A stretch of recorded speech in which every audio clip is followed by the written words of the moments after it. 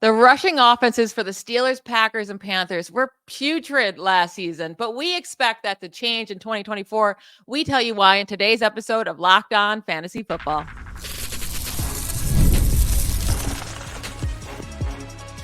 You are Locked On Fantasy, your daily NFL fantasy podcast. Part of the Locked On Podcast Network, your team every day. Thanks for making Locked On Fantasy Football your first listen every day. I'm one of your co-hosts, Michelle Magdziuk, and when I'm not doing this, I'm a researcher and fantasy analyst with NFL Network. And I'm your other co-host, Vinnie Iyer. When I'm not doing this, I'm writing about NFL, fantasy, betting, all that good stuff at sportingnews.com. Today's episode is brought to you by FanDuel. Make every moment more. Right now, new customers get $150 in bonus bets with any winning $5 bet. That's $150 with any winning $5 bet. Visit FanDuel.com/lockedon to get started.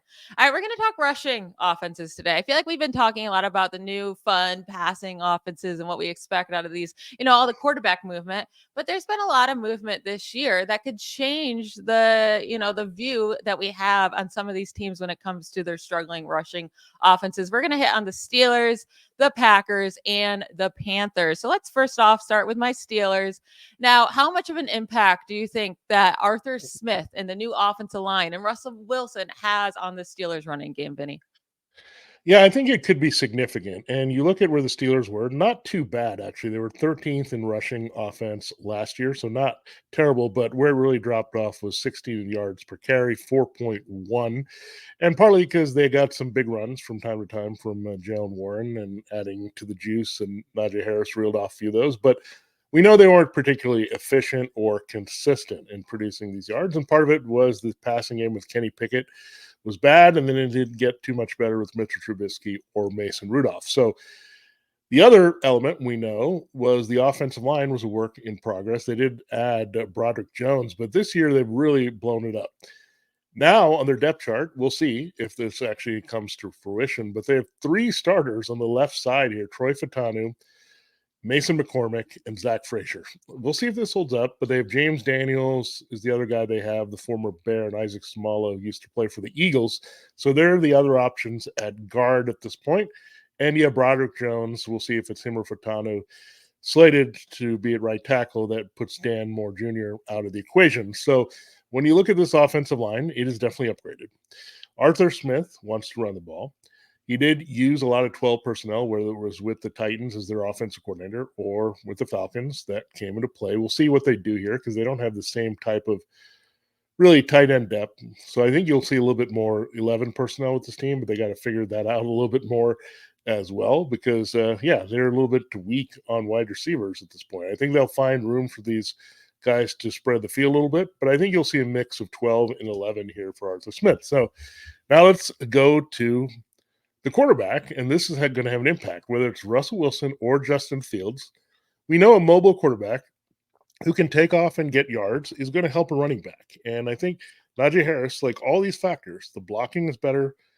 The offense should also pick up things downfield where Russell Wilson can stretch the field. So that's going to open things up as well with George Pickens and that deep ball. So that is a factor if they use the extra blocker.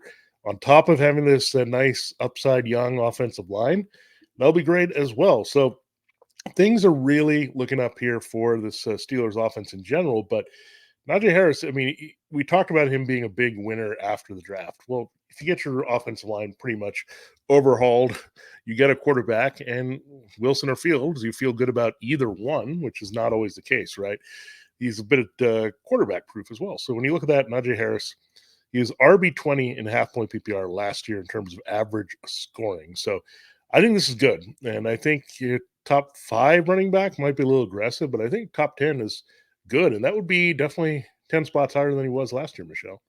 Yeah, so with Arthur Smith coming here, we know the Falcons running backs ran the most in the league last year at 450 attempts just from their running backs. That was the most in the NFL. Now, Pittsburgh was up there as well. I think one difference that we'll see a lot is that the Steelers just really, really struggled to stay on the field, right? They had Yeah. a 3-and-out percentage at the seventh highest rate in the NFL, but it was just most of the year it was terrible. They just could not keep on the field, which they couldn't get runs going. They couldn't score as many touchdowns as they wanted. While Atlanta's 3-and-out percent, which is 11th lowest in the NFL with Desmond Ridder, right? Like that's with Desmond Ridder, and they're still top above average in that category. In 2020, when Arthur Smith was the Titans OC, they also ranked 11th in 3-and-out percentage as a team as well. So I think that's where they're going to succeed. They're going to get more first downs. They're going to have longer drives, and that's going to lead to more opportunities for both Najee Harris and Jaylen Warren, which I mean, Najee Harris doesn't necessarily need more opportunity, right? He already leads the league in scrimmage touches since entering the league in 2021. What's also super nice about Najee Harris when you're drafting him, availability, right? He has not missed a game yet. He is one of 2 running backs to play every single game since 2021. The other guy is Amir Abdullah, who never touches the ball, right? So he's the only starting running back that's touching this ball, that's staying healthy enough to play. Maybe that changes. We never know with injuries, but availability is key. And man, does he have it. But yeah, I'll say he always gets warmed up towards the end of the year, November through January, like completely different running back compared to the start of the year. We'll see if Arthur Smith can change that and get him going right away. Where would you feel comfortable drafting a Najee Harry? Would it be Harris? Would it be in the 3rd round, 4th round, around that area? I'd say I'd feel okay in the 4th round. I think maybe 3rd, depending on the size of my draft and the scoring format. I think I would lean more toward drafting him earlier if it was standard, and less a little bit if it was full PPR. So kind of splitting the difference there. And again, I think where he's being looked at now, he's been kind of ranked where he was finished last year. I don't think you can just say that's going to translate and carry over. I mean, the other thing about it beyond Arthur Smith is that Mike Tomlin wants to run the ball and wants to win games that way. So you'll get the opportunities, and you make a great point about his durability, because last year we thought, okay, he's been banged up. Remember, there's some talk the last couple of years about knee and ankle. He played through them early, and everyone, I think, was just waiting for Jaylen Warren to take over this backfield. But as we've established several times in the show, the Jaylen Warren is not going to be that expansive back. He's just not that guy that they want exposed to that many touches. So look at Najee Harris. He's going to be the bread and butter of what they try to do.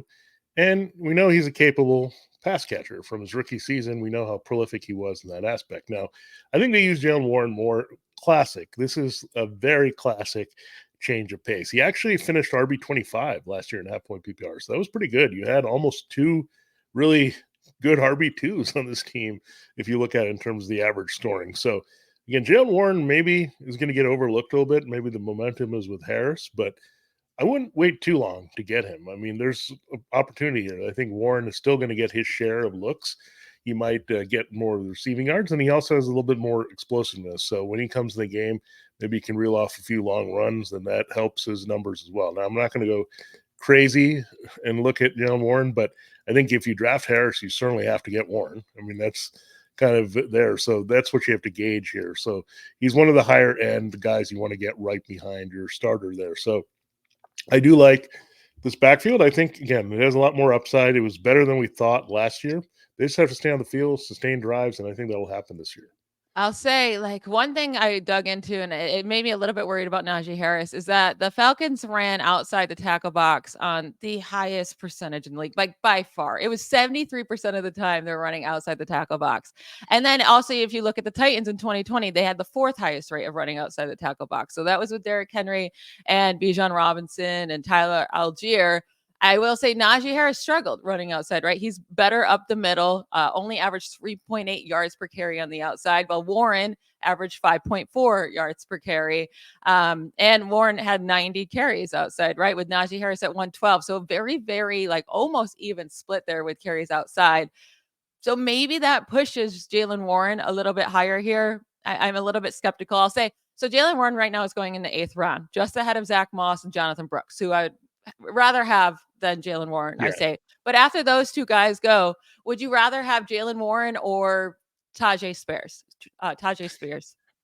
Yeah, it's really tough to trust Tajay Spears with Tony Pollard there. I mean, I get it. They're in similar roles here. I mean, I think something would have to happen for Pollard, but they signed Pollard for a reason, where Warren and Harris, we already know, right, that they can incorporate both these guys in the backfield. I have no idea. It's a new offense with Brian Callahan. I'm not sure how Pollard and Spears are going to split work here without Derrick Henry. And one more, Jalen Warren or Devin Singletary? I don't think I'm interested in the Giants' rushing attack at all. We talked about Tyrone Tracy Jr., the rookie, being a sleeper behind Eric Gray on the depth chart. I don't want to invest in that. I'd rather invest in a backfield where I think is going to have enough touches to go around and a better offense altogether. And I think with Russell Wilson, the Steelers are going to have more offensive enticement here than Daniel Jones. Yeah, it's hard because Singletary should get 250 touches. Warren had 210 touches last year. So if they do increase the running, he could be a sneaky value there later as well. In our next segment, we're going to get into the Packers because they have changed their backfield. Besides AJ Dillon, unfortunately, he's still there. But I think they only scored 4 rushing touchdowns last year, right? So we'll get into if we think they can be a little bit more efficient and effective next season. Yep, and that'll be good here to break down how Josh Jacobs fits in Green Bay. Well, it is an exciting time in the NBA and NHL playoffs as we have advanced to another round here. What a night there for the Celtics. Came out as we thought, liked them a lot in game 1 at home against the Cavaliers. So a lot of good action to look forward to as we go forward on ice and on the hardwood, and it's winner take all time here coming up soon with the finals and Stanley Cup going to be awarded here pretty soon. Now FanDuel is giving a shot to bring home a big win of your own. Right now, new customers can get $150 in bonus bets with any winning $5 bet. That's $150 to bet on spreads, money lines, player props, and more. Visit FanDuel.com/lockdown and make every playoff shot count. FanDuel, that's America's #1 sportsbook. All right, Michelle, we talked a lot about how we like the Steelers running game much improved. Well, you'll be surprised to know that the Packers could improve as well. So let's get into that. Josh Jacobs is coming in, and they were 15th in rushing offense last year, 12 in yards per carry.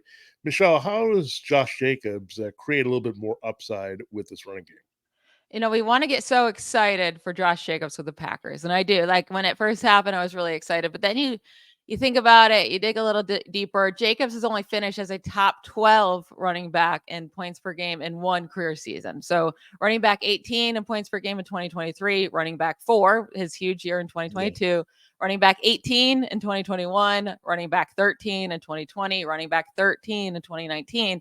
Now he's being drafted around that RB12 area. So it's not like he's going super high, but maybe that ceiling that we think he has might not be there. He is going to an improved offense from the Raiders to the Packers. So maybe there's more scoring opportunities there. But like I said, last year, the Packers running backs only scored 4 rushing touchdowns, tied for the fewest in the league.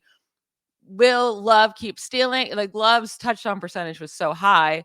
Do we think he keeps stealing those passing touchdowns or there's more rushing touchdowns to go around? I think that's going to be key for Josh Jacobs' success this year. Yeah, it was really shocking to see that number of total rushing touchdowns. You have Jordan Love lead the team with 4.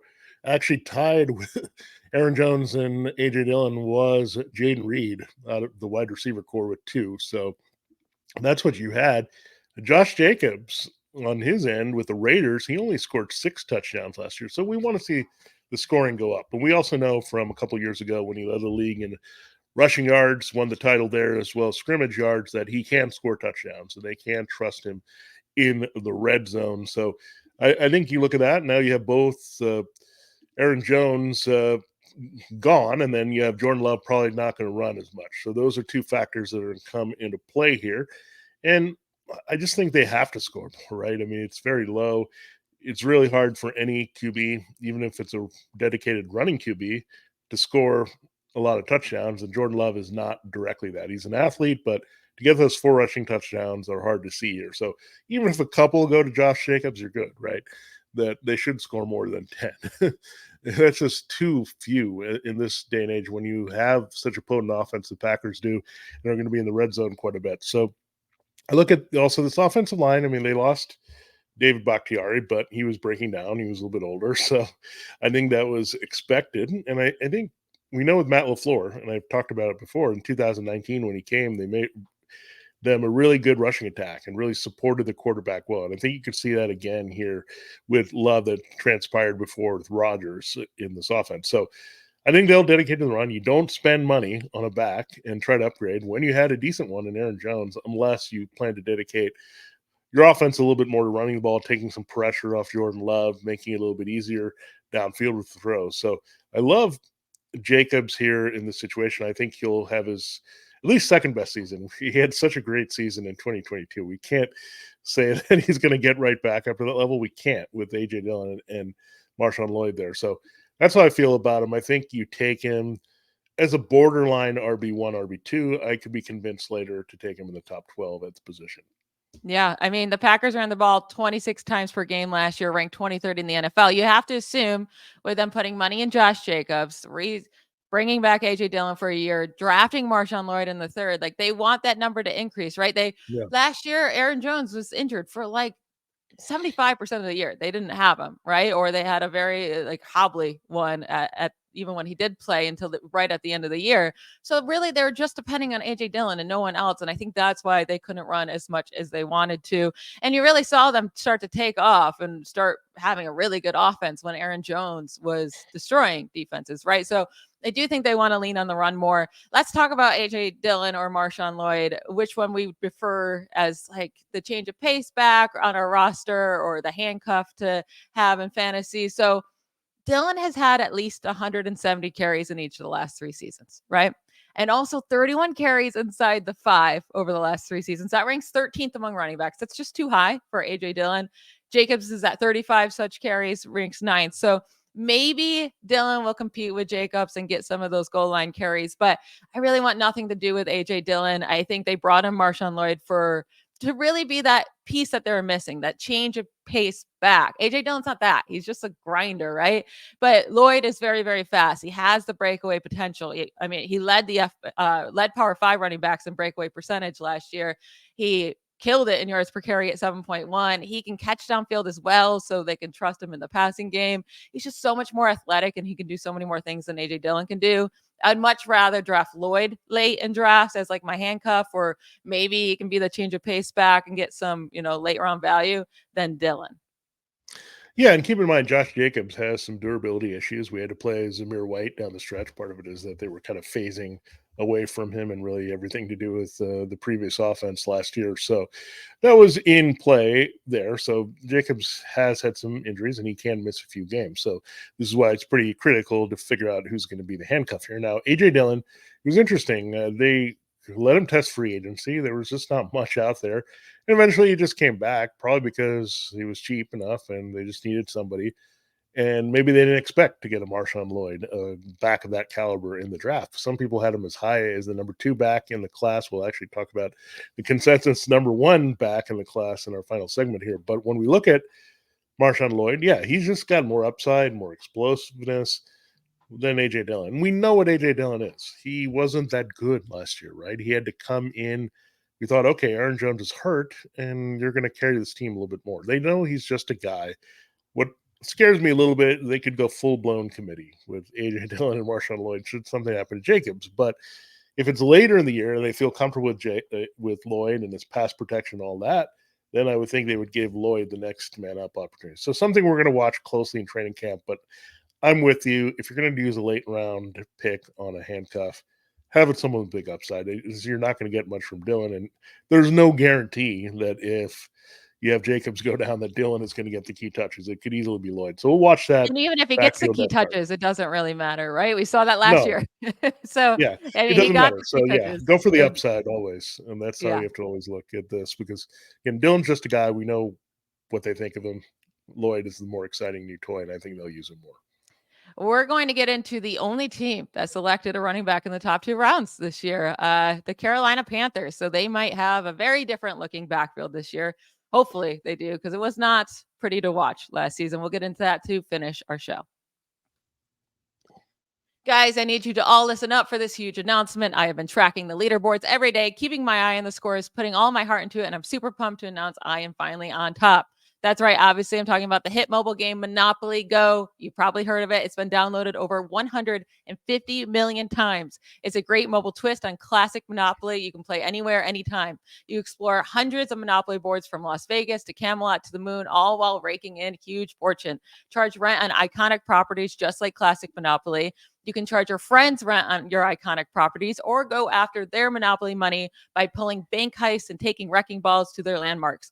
But my favorite part is the leaderboards where you can see who's a Monopoly tycoon and who's gone bankrupt. So go get yourself on the charts. Download Monopoly Go now free on the App Store and Google Play. So the Carolina Panthers, they trade up in the second round to go after Jonathon Brooks. Probably we're a little bit worried that the Cowboys might be doing that. So they stole the Cowboys' future running back and they get Jonathon Brooks. Now he's coming off an ACL tear from the middle of last season, but it's from all the reports that he says, right? He's going to be ready by training camp. Now players lie. Those like whenever they're on pace, sometimes it's later, but he's super young, 20 years old, turning 21 years old in late July. He has a perfect body size for a running back in this league at 6 foot, 216 pounds. Dominant this last season at Texas when he was healthy, average over 140 scrimmage yards per game. Like he's a really, really good running back. The Panthers last year ran 381 times, kind of middle of the pack, but really poor running back performance, right, with Chuba Hubbard and Miles Sanders. So what are your thoughts on this offense now with Dave Canales there and Jonathon Brooks there? Yeah, let me get rid of the bad news first here. You know where Dave Canales came from. It was the Buccaneers. This was the worst rushing attack in the league last year. Oh, Rashad White was still very good in fantasy. Yeah. He was good in fantasy because he caught a lot of passes. I'll get into that more when we kind of weigh in Chuba Hubbard's value behind Brooks here. But they were 20th in rushing offense, so the Panthers were actually much better. So he inherits a much better running game in terms of straight up 22nd in yards per carry. So there's a lot of room to obviously grow there. Now, Jonathon Brooks, if you look at it, and Chuba Hubbard, there's not much interest at all in this running game. In half-point PPR, Brooks is right now ranked 40th in the consensus, and Hubbard is 42nd. So these guys are well off the board. They're into the deep RB3, RB4 range. So, look, someone's going to touch the ball and be effective. And last year, you look at Chuba Hubbard. He was their best asset, and he was RB26. So he was just outside RB2 range, and he had 902 yards only. He had the key rushing TD, 6. That was key here. He didn't get a lot of role in the passing game. But, again, we expect this offense in general to be better. Keep in mind, they invested a lot in their offensive line, namely a guard here with Damian Lewis and bringing in Robert Hunt. He helped the Dolphins running game a lot last year. We know that. So got a little bit more athletic. They got to get better play out of Ike Ekwonu and Taylor Moton. They are capable of being better at the tackle. So those are the key guys that have to get things going. But they should be much better on the inside. They were atrocious. So that's going to help. Canales also should expand the field a little bit with the receivers they have and having Xavier Legette and now Deontay Johnson. So their passing game should be a little bit more legitimate. They also invested a little bit more in tight end, so they have different formation versatility there to help the running game. So there's a lot of ways they can wake up this running game for sure. So it's hard because, again, you saw what Hubbard did last year. He was actually pretty decent, as we mentioned, but new offense. And I think Brooks is the guy I'm going to invest in. I mean, he's a rookie. As you mentioned, they were the team to take this back and jump a team to get him early. So they have every intent of using him. And it's good. The Rashad White thing is really good here because that means they'll use Brooks and check downs in those cases. It's not like Chuba Hubbard and Miles Sanders did anything of real note in the receiving game last year. I thought Hubbard might be that guy, but this is really good for Brooks. I think he's sneaky right now. I think when we're done with this process, he's probably not going to be near 40. He's probably going to be RB30, somewhere there. Once we get better clarity about his knee injury, he's a guy to go after and maybe a little bit of Hubbard. But again, I do like what's available here in this Panthers offense. I think by the time we're, looking at drafts in September, if Brooks is out there in training camp and they're like, yeah, he's going to be ready to go for week 1, he's going to be drafted as a top 20-ish running back. I think that like his draft stock is going to increase like crazy over the summer if he's healthy, right? Now, if they're like, yeah, we're going to put him like he's not practicing. He looks like he's going to be on the IR to start the season. Then he'll stay down. But when you're looking at, like, let's say he moves up to like the James Cook range, would you rather Jonathon Brooks or James Cook next year if Brooks is ready to go in week 1? Oh gosh, I think I got to go with James Cook. I know that offense is going to be more explosive. And that's the thing; it's going to always cap me, and that's what's probably hurting their values. Is like people want to know this offense can be somewhat competent with Bryce Young, who was so bad last year. We know Dave Canales is the quarterback whisperer, worked with Geno Smith, worked with Baker Mayfield, but both of those guys are veterans. He's now working with a second-year quarterback, so we'll see if that materializes right. I think this offense has to be a little bit more legitimate. You talk about the Steelers needing to stay on the field a little bit more to help the running backs and win games and get ahead. And I think the Steelers will be a successful team. I think the Packers will be a successful team, and they can stay ahead and commit to the running game. The Panthers, on the other hand, I'm not sure how competitive they're going to be. I think they'll be better. I mean, they can't be any worse, right? The last 2 years, it's been pretty bad. So I think if they're somewhat more competitive and the passing game is legitimate, yeah, we're going to go after Jonathon Brooks, but I'm not going to say in an offense like the Bills that you're not going to take James Cook, who could see the same type of volume. I think that's a fair argument. Now I'll give you I'm going to ask you a question between Brooks and another guy stuck on a really, really bad offense, right? Okay. Jonathon Brooks or Ramondre Stevenson?